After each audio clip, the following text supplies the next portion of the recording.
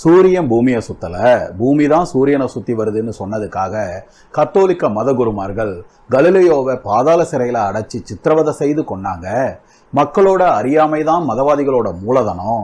அதனாலதான் மக்களுக்கு உண்மையை சொன்ன கலிலியோ போன்ற விஞ்ஞானிகளை கத்தோலிக்க சபை கடுமையா ஒடுக்குனுச்சு அப்படிங்கிறது கத்தோலிக்கத்திற்கு எதிராக பரப்பப்படுற நூற்றுக்கணக்கான வதந்திகள்ல ஒண்ணு. உண்மை என்னன்னா, பாதாள சிறையை கூட விடுங்க, கலிலியோ தான் வாழ்நாள்ல கைதிகளுக்கான சாதாரண சிறையை கூட பார்த்ததில்லை. 77 வயசுல தனது சொந்த வீட்டில் முதுமையால இறந்து போனார்.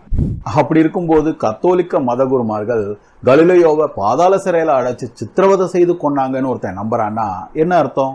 எங்கேயோ எவனோ மேடையிலையும் டிவிலையும் பேசினதை தாண்டி அவன் எந்த சரித்திர புத்தகத்தையும் படிச்சதே இல்லைன்னு அர்த்தம்.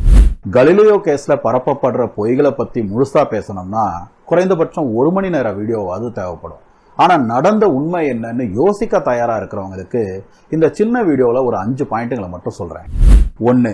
பூமி தான் சூரியனை சுத்துதுன்னு சொன்னது கலிலியோ இல்ல, கோப்பர்னிக்கஸ்.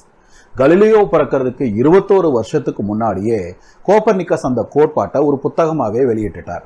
கத்தோலிக்க சபை சூரிய மைய கோட்பாட்டையே எதிர்த்ததுன்னு சொன்னா கோப்பர்னிக்கஸோட அந்த புத்தகத்தை வெளியிடுறதுக்கு அன்னைக்கு போப்பாக இருந்த 3ஆம் பவுலே அங்கீகாரம் கொடுத்திருக்கிறாரே, அது எப்படி?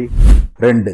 சூரிய மைய கோட்பாட்டை பரப்பக்கூடாதுன்னு கலிலியோவுக்கு முதல் தடை விதிக்கப்பட்டது 1616ல. ஆனா கோப்பர்னிக்கஸ் அந்த புத்தகத்தை வெளியிட்டது 1543ல. கத்தோலிக்க சபை சூரிய மைய கோட்பாட்டையே வெறுத்ததுன்னு சொன்னா அந்த 73 வருஷமும் கோப்பர்னிக்கஸோட புத்தகத்தை ஏன் தடை பண்ணவே இல்லை? 3. 1611ல கலிலியோவை வாட்டிகனுக்கே வரவழைச்சு போப் முன்னாடி அவருடைய கண்டுபிடிப்புகளை விலக்கி காட்ட சொல்லி திருச்சபை அவருக்கு விருந்து கொடுத்து கௌரவிச்சிருக்கு. கத்தோலிக்க சபை அறிவியலுக்கே எதிரான பழமைவாத கூட்டம்னு சொன்னா இது எப்படி நடந்துச்சு? 4. 1611ல இந்த கௌரவத்துக்கு ஏற்பாடு செய்த அவருடைய நண்பராகிய கார்டினல் பார்பெரினி தான் 22 வருஷம் கழிச்சு கலிலியோவை விசாரணை செய்ய சொன்ன போப் 8ஆம் அர்பன். அந்த நண்பர் எதிரியானது எப்படி? 5.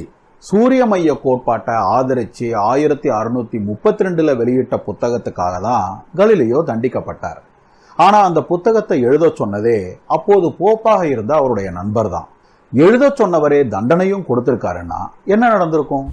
இந்த கேள்விகளுக்கெல்லாம் விடைய தேடுனா கலிலியோவோட தனிப்பட்ட அதிக பிரசங்கித்தனமும் நேர்ம குசும்பும் மமதை பிடித்த சில மதகுருமார்களுக்கு அவரை எதிரியாக்குனதுதான் பிரச்சனை அப்படின்னு புரியும்.